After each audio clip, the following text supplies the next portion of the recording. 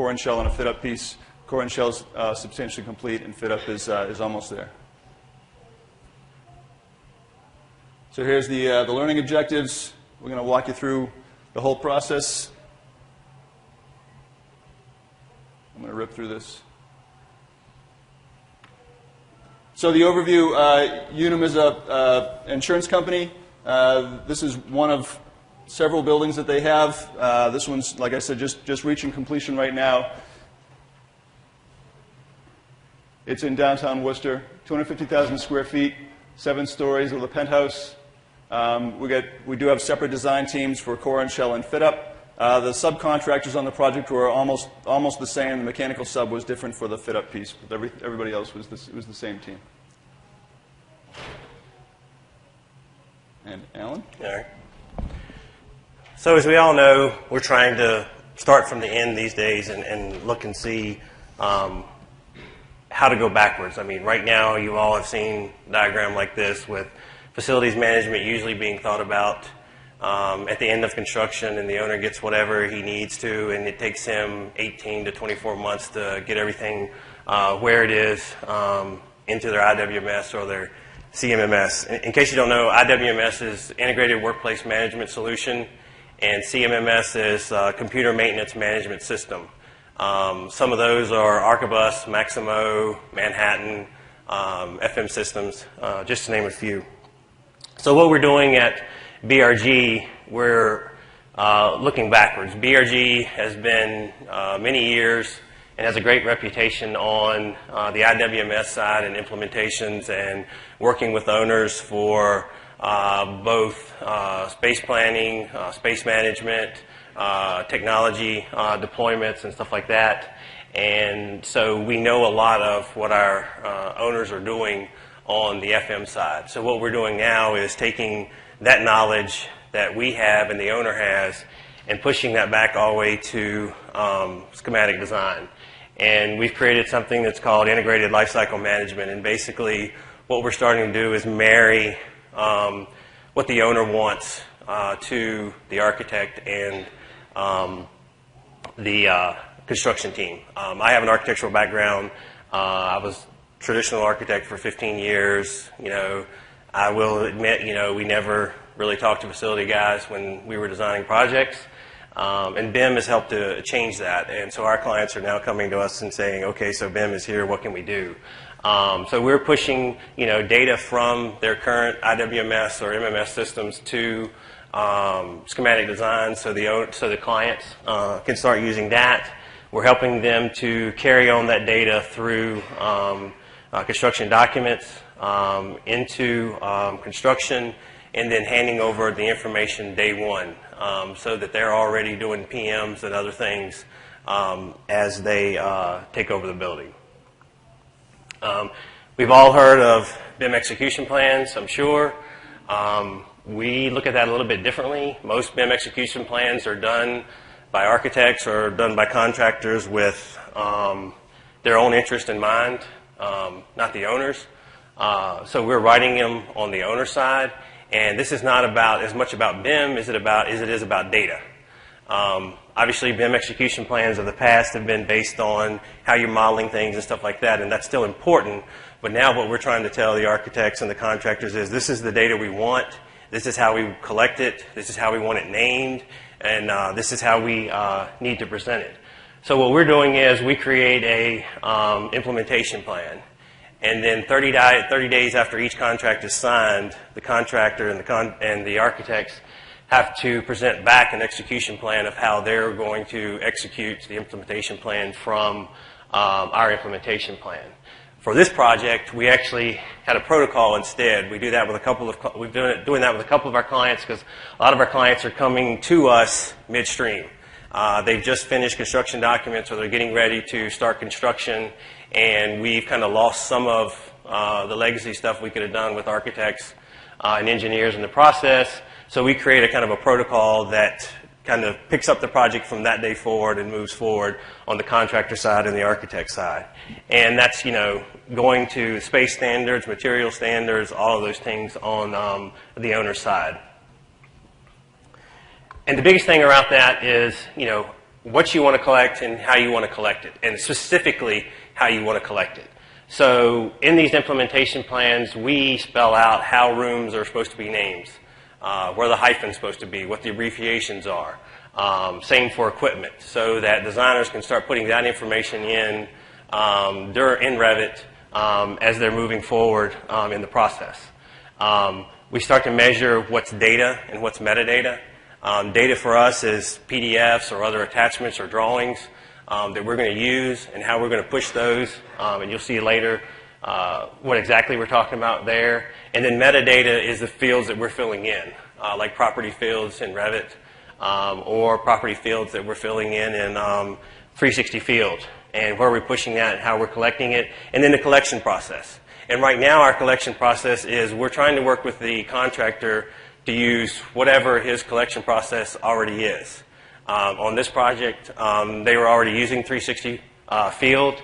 I had known it from the construction side, using it for QA/QC, and about time I moved to the owner side is when they started the BIM process, so I said this is a great way for us to start collecting data on the BIM side.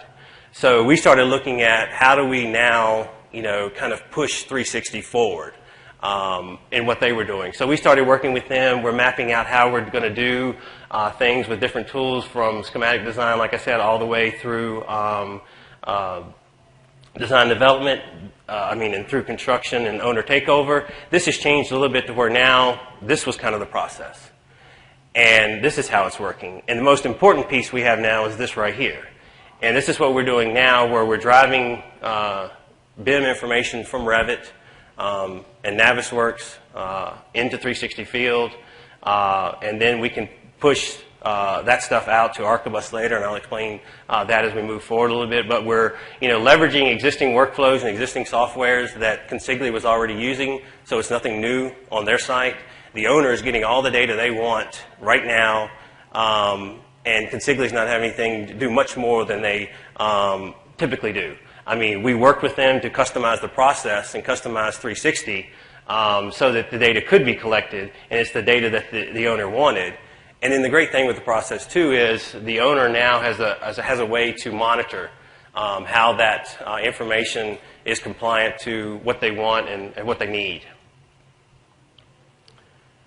And then just some things we've learned. Andy's going to get into this a little bit more, but things we've learned through this process is, and especially since this didn't start with an implementation plan, it started with a protocol, but just our typical workflows today, a lot of things are scheduled by type mark. Light fixtures, for example. Light fixtures are type marked. Well, we need, and Revit gives them an ID number, but that ID number is irrelevant. That ID number is just given randomly.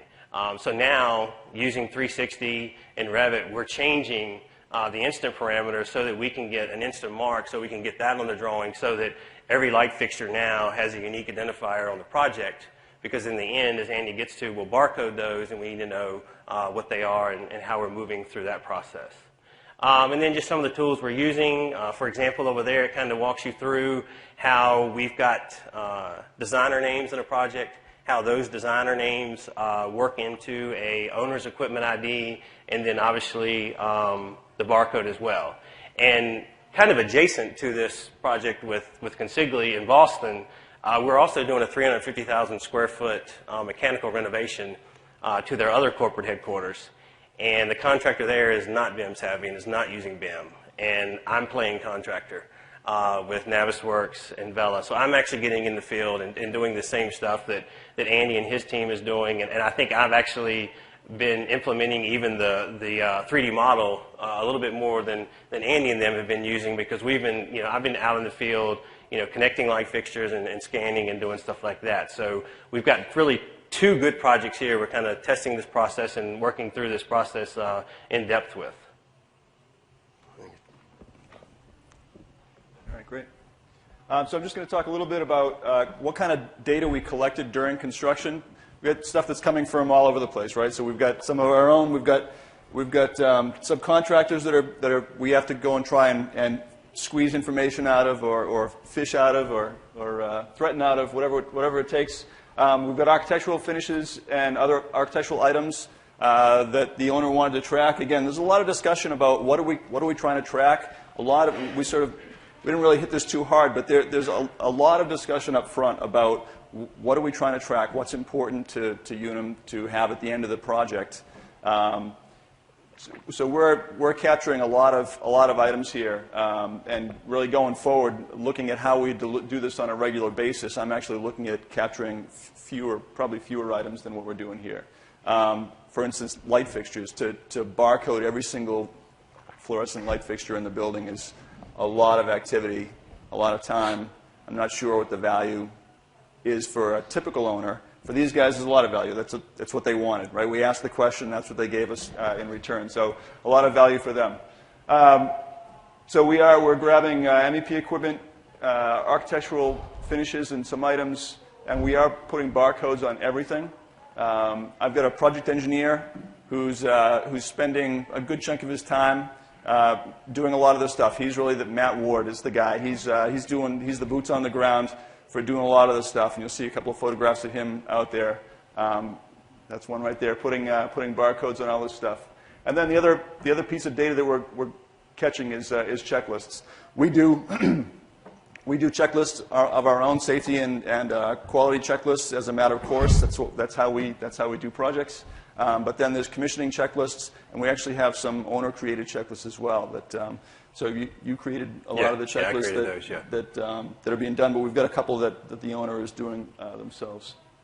So in terms of MEP equipment, that data, we did start with the 360 field template, but it quickly morphed into something that's a whole lot more, it's got a lot more fields in it. I'll tell you, so the full disclosure, we didn't get everything we wanted, right? We asked the subcontractors, hey, we've got 30 some odd fields that we wanted to catch.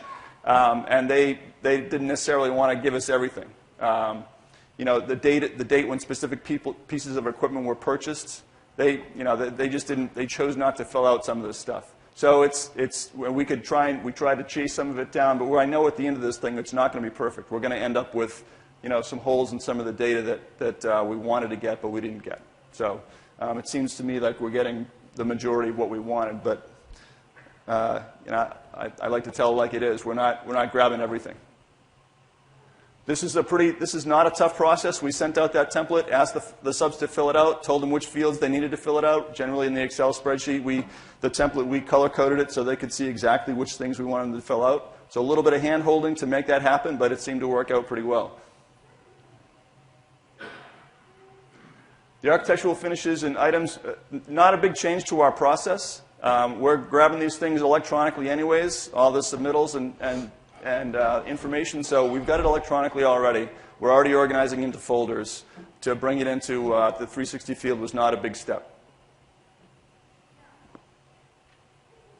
So barcodes. A lot of discussion about barcodes. You can imagine, so Alan comes from the architectural background, so do I. A little bit of conversation about putting barcode from, the owner says, I want to put barcodes in everything, and the architect says, really? Like, where? Can we talk?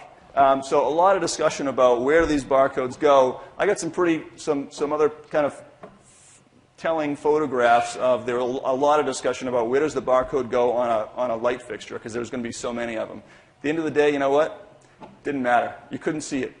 It's not a big barcode, and with the lights on, and you're looking up, unless you're looking for it, it really wasn't a big deal. So a lot of discussion at the end of the day about really not much. I mean, there was a lot of just not much of anything you could actually see. The other part of the discussion was, when do we put those on? That was sort of an internal discussion with the construction guys. When's the right time to slap a barcode on something? Is it when the light fixture's on the ground and about to get pulled up? That doesn't make a lot of sense. So it was really, at the end of the day, it was doing the work at the end of the day, off of a lift, and just going around, chugging around, and putting those things up. So for things up that are up overhead, sort of a bigger deal. For other things that are within reach from the floor, we just did them as they got installed. In Columbia, we did this. In South Carolina, we did this a little bit different. I think Consigli handled a lot of the barcodes here. Yep. In that project, we just gave the subcontractor a set of barcodes, and we said, when you're installing the light fixture, when you're installing the VAV box, this is where it's supposed to go. Put it on. We knew at the moment they weren't going to be the one connecting it to 360 Field. I was going to be doing that just because of the logistics of the project and their BIM savviness. So what they did was they put it on, and then I was able just to go through and quickly scan it and move on to the next one. Yeah, and that's good. The benefit to doing it this way, at least for us, was that we could put it on, we could link it at the same time, and we could make sure that the barcodes were getting put where they were supposed to get put. The sketch right there is just, again, full disclosure, it's not always pretty. So Matt had a floor plan, and he basically numbered everything ahead of time how he wanted to number these things, and they just went out and did it. So I'm sure there are slicker ways to do that. And that's based on the owner standards as well. I mean, they split up their buildings in zones. For this building, it had A, B, C, and D. So we had the light fixture type. We have the section of the building it was on, the floor it was on, and then the number. So you may have, R301, and that means it's an R fixture on the third floor, and it's the 15th one or whatever.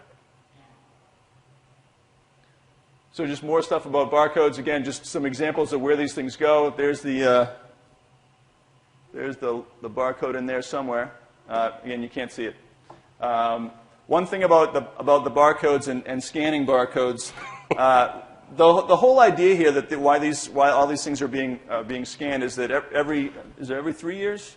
Well, I mean, it can be any time on a maintenance process, but every 3 to so years they do a condition assessment. Is one way, yeah. Right. So they send out UNIM sends out a team of people to actually do a conditions assessment of all their facilities.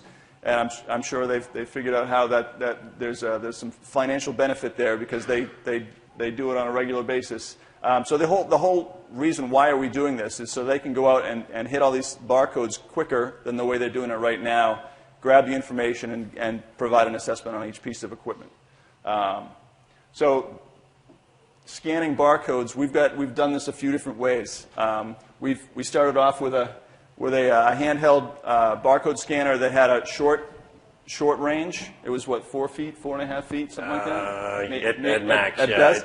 It's the one 360 Field will tell you. It's the Opticon. I mean, it's a good little scanner, but you're not getting much range out of it. And it's Bluetooth enabled, so it goes right to your iPad. I've been trying out the iPad itself. So my guy Matt there on the lift has an iPad too. The scanner is not sufficient. The camera is not sufficient to actually scan the size of these barcodes. We tried to make them as small as we could so they wouldn't be as visible. The 2 doesn't work. The 3 does. Maybe it's a little slow sometimes, and the range, again, you have to be pretty much on top of it. So it's not so great. And then you've got another one. Yeah, we had to do research not only for the installation for us, but looking for the client of how they were going to use it. We had to go back and say, hey, this doesn't work. So I went and searched and then ended up finding a Data Logic Bluetooth scanner that I can scan a barcode of about 1.5 inches from 12 feet away. So like I was saying, when the subcontractor would put the barcodes on, I would just walk down a row and hit the light fixtures as I went by and never got on the ladder or anything, because the concept is when the facility guy comes out, if he's looking for some information or something needs to be done, we want him to bring up some information about that piece without having to bring a ladder and work tools and all that to see what needs to be done or what the problem is ahead of time. So we wanted something where he can just stand in the floor, especially if he's over cubicles or whatever, that he can just instantly bring up the information on that piece of equipment. Yeah, it'd be nice to be able to use the iPad all the time. I mean, in the keynote address, I saw one photograph of somebody doing this to something that was 9 feet overhead. I'm pretty sure that wasn't working. So it'd be nice to be able to use this most of the time, and I think we will be able to. But the longer range scanner is something you need to think about, and the one that you're using is like $700. Right? Yeah. So it's pricier than one of these. So something to think about. So on the owner side of this, once we've done this and we've associated these things, the pieces of equipment to a barcode, this is just to walk you through the quick process. If I'm in the equipment window and I want to search for a piece of equipment, I go to the barcode scanner, It opens up the scanner, scan the barcode, and it'll pull that record right up and grab it. It's pretty slick. I mean, once you get it done, none of this is really hard to do. It's a little tedious. If you get several hundred pieces of equipment to do, it just takes a while. But it's not difficult to do. But on the owner's side, when this is set up, it sure is nice. Be able to walk up to a piece of equipment with this, scan it, and have that record pop right up.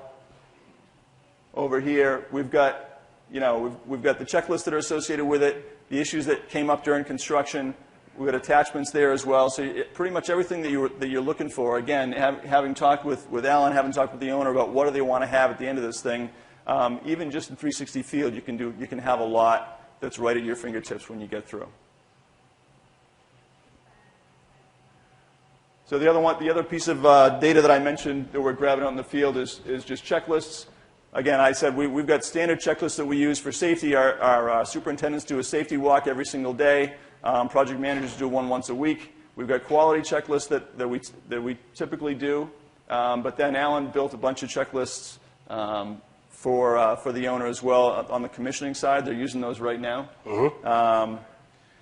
Because what we're doing with those is they want that legacy data after they take over. So what we're doing with 360 Field, we're collecting. Well, it's actually twofold. Actually, really good on this project because we have two commissioning agents. We have a base building commissioning agent, and we have the upfit commissioning agent. And the upfit commissioning agent is in Tennessee, and the project's in Boston.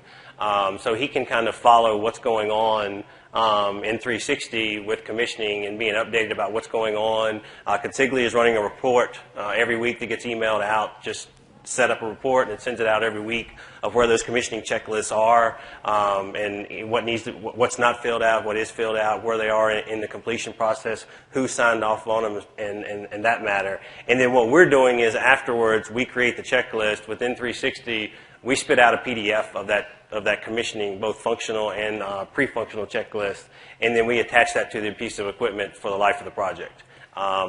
From 360 into the IWMS when we get there.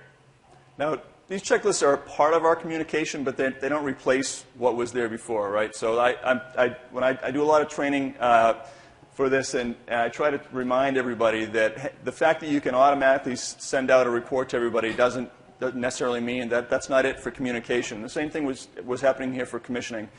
We've got the commissioning agent can go online and you can see that we've got certain checklists that are 87% complete or 82% complete. They're actually complete. There are some items that maybe didn't need to get filled out. And so they were sort of waiting to go, well, it looks like we've got some stuff here that's not done yet, but actually it was. So we just had to have some of those conversations about, yeah, you might look on here, but if anything over 80%, it probably means we're in good shape. But make a phone call, talk about what's happening. Before you fly up, just let's have a good old-fashioned discussion about what's actually going on in the project. Don't just look at the data and assume that things aren't done yet. And that comes from just the learning process of creating these templates as well, because one reason some of these were like 80% is on a couple different areas of the functional checklist. On their typical paper version, they had just an area for comments, if they needed to make any comments. So we went ahead and put those in to the template in the functional checklist here. Well, if you don't fill out any comments, that's an empty data field, and it reads it that it's not complete. So if you've got 2 empty, out of 10, it's only 80%. It's never going to be more than 80%. So it's just a learning process as well of, how to go through this and how to create the checklist and stuff like that. And we're definitely circling back and talking to people about what worked, what didn't work. Are these checklists too long? Do we need to break them up? So there's some things like that we're circling back with the team on to go back and improve the checklist a little bit as well. So I'm going to actually go back here a second. Sure. Show. So this here is what we really helped Consigli customize for them to collect data. And actually, midway, or well, I guess early on in this project, when I say we pushed 360 Field, they were still Vela at the time, we really did push them. We had a condition assessment we needed to do for all of their buildings, 3 different sites, Portland, Columbia, and Chattanooga. And we pushed all the data out of Archibus for the condition assessment and pushed it into 360 Field. And we created 19 custom fields just for that condition assessment. 360 didn't know this. And if you all are using 360, I'm sure you've customized this and understand it. But when you customize this, it would actually put a very tiny lag in the system. By the time we got put 19 custom fields in, we couldn't even scroll through the thing. We had the guys out on the site the first day, and they couldn't scroll through it. But I will say, and Andy will contest to this as well, they have been great in fixing problems.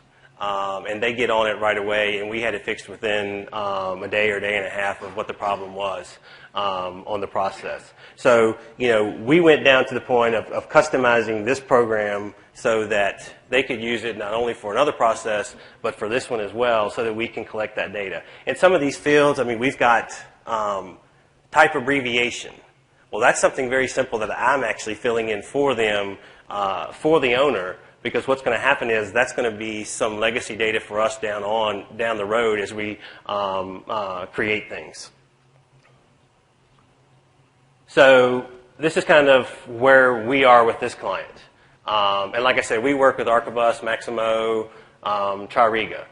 So right now there's an ODBC you can do that between Archibus and Revit. You can do Kobe. It's a handover process. It works through spreadsheets and stuff like that. But what we have is through Archibus, we have direct integration. So if you create data in Revit based on existing fields or shared parameter fields, we can push that directly to Archibus.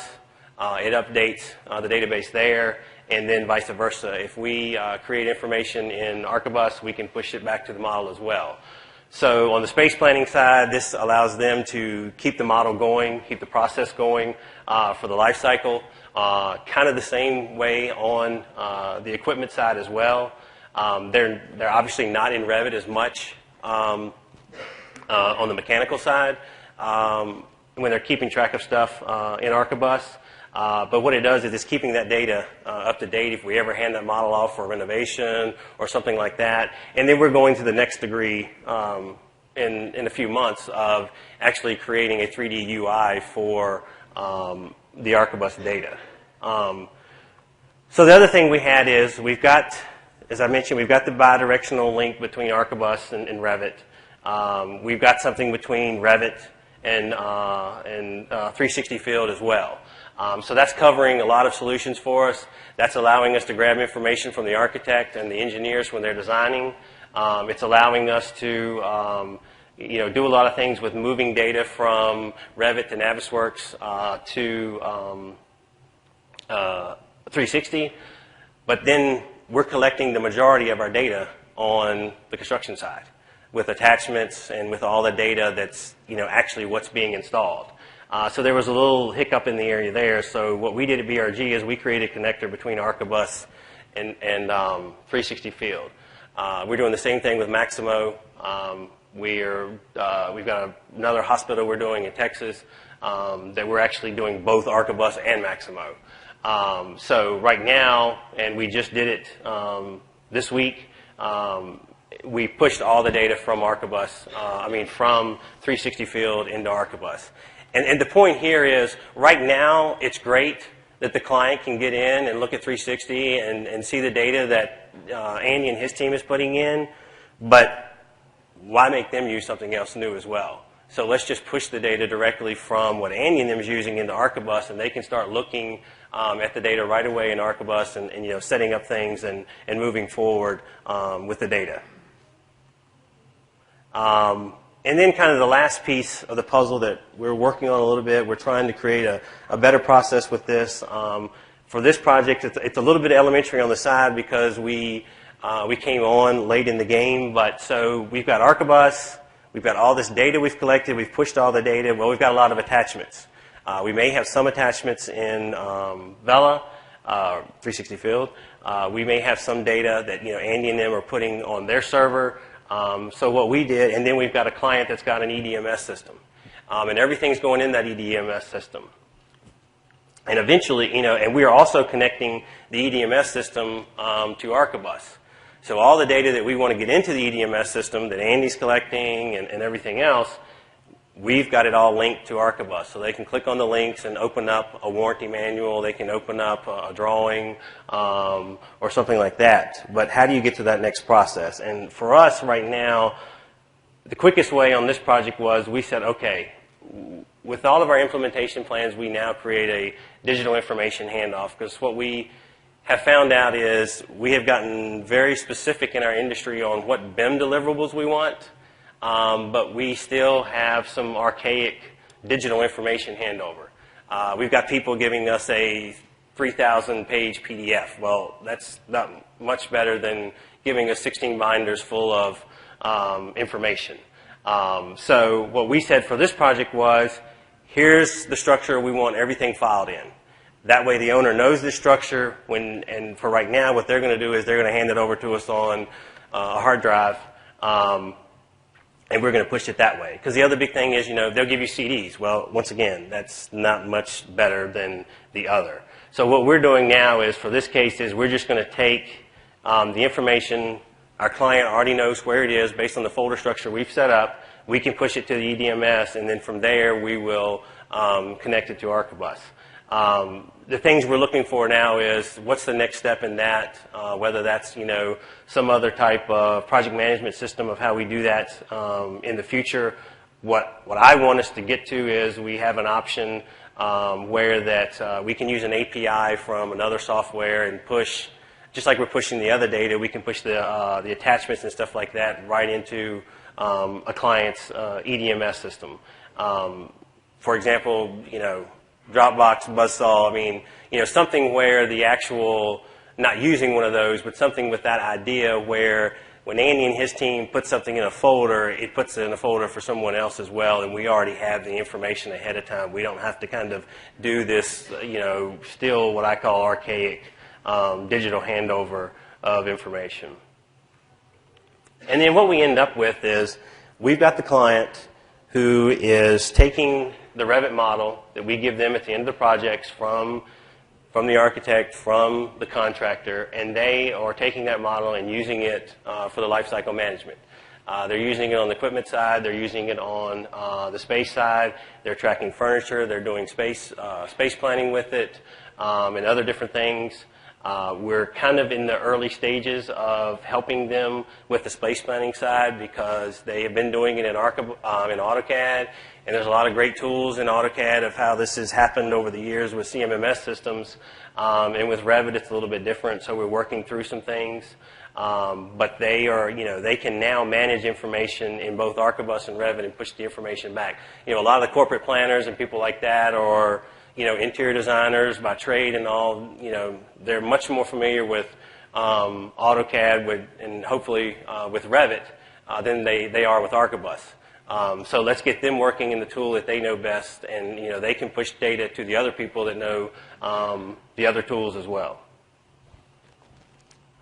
And I think that's it. So open up to questions, or do you have something else? Just one comment. You'll notice we didn't.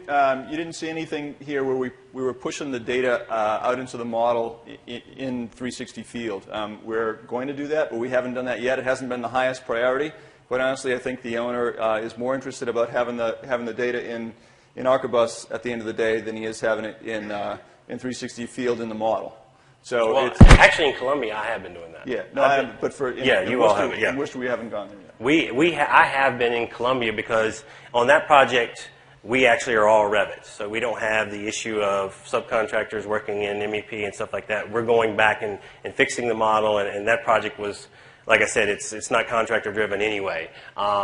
So for our sake, for that project, I am pushing information back from 360 into Navisworks. It's a very new process. I won't lie to you, there's been hiccups, but once again, I'll call somebody right away, and within a little while, they've got it fixed. I mean, there's been weeks that I'll be on the phone with the 360 guys, a couple times a week. Because like I said, we are really pushing them. We've talked about we were early talking about how we could potentially use this for FM even, and how we use it. I mean, we've done it with the condition assessment, but do we keep this information live afterwards? How do we move forward with that? I mean, we are actually going to the next step, that we're actually if they get me the information, we're doing the furniture punch list and all of that in 360 as well. So I've imported all the furniture information in so that they can go in and when the installation happens, start punching out the furniture and keep that information. And the owners talked about keeping that live, at least for an extended amount of time, but we're not sure where that's going yet. And we created a separate project for that. Yeah. And then, the thing I was talking about the type field, the other big thing is when we're pushing data out of, 360 into Archibus or Maximo or whatever we're doing, we're creating the fields. Some of the fields are already there with an owner. We may have to create new fields in the EDM, in the IWMS as well. But if not, the other thing we can do is with those fields that we've put in there, we can